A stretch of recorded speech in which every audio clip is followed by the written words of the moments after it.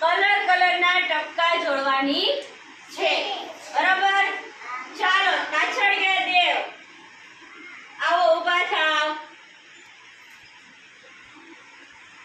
દેવ આપને ટપકા જોડીને બતાવશે। ચાલો, વેરી ગુડ।